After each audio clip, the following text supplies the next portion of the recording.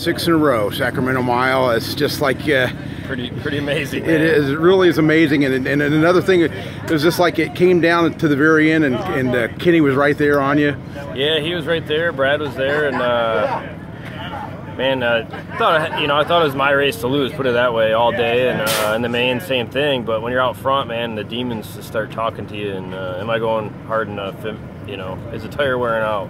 What's that noise? So 90% of the race, you're not even worried about riding the bike. You're just worried about talking yourself into winning. And fortunately, it all worked out. The only thing that was real sketchy is 2 to go. I lost my brakes, so I went into turn 1. Just about blew it off the groove. And then it's panic because, you don't need the brakes to go around here at a fair speed, but you need them quite a bit to go that next little bit faster than a guy like Kenny Coolbeth. Yeah. So it was a panic to figure out how to ride this thing with no brakes in about 30 seconds. So the last lap, I couldn't get into turn 3 as hard as I wanted to with no brakes, and it's hard to keep it hooked up through the corner. So he really got a good run on me, and fortunately I was able to pull it out. But it was tough. Them last 2 laps were nerve-wracking with no brakes and trying to keep it on that groove and still go as fast. You led across the line all 25 laps, but there was one point where Brad Baker actually got by in turn 3 and then said, well, tell me about that. That was sort of sketchy too. Yeah, that was about halfway. I seen that there was only a couple guys behind me, and I was tired of pushing there and wasn't sure about my tires, so I'm like, I'm gonna ease up. And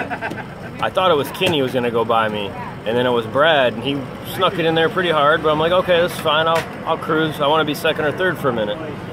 And we come off turn 4, and it felt like a hell of a run. Well, obviously his bike was blowing up and blew up right when I pulled out of the draft. And I clipped his handlebar and got all shaky. And I went from, I'm going to follow these guys, that'll be easier, to, man, that was scary. I don't want to follow these guys anymore. So I'm going back to the lead and staying out there, hopefully. So it's tight out there. When somebody bike breaks in a pack like that, it's pure adrenaline and fear all at one time.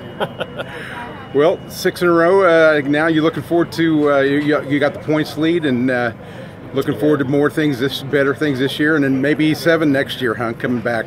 Yeah, I mean, as long as we keep having races, I'm gonna keep coming back here, no matter what the points are or who I'm riding for or whatever the case. Because this track is so much fun. I love it. I love the crowd. Points lead's really cool. It's early in the year though, so. Just got to keep hammering down on these miles. Springfield next weekend, got to do exactly what we did today.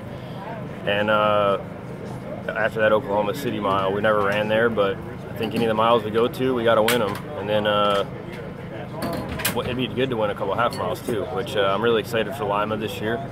Charlotte will be good. So we're there, man. We just got to keep consistent.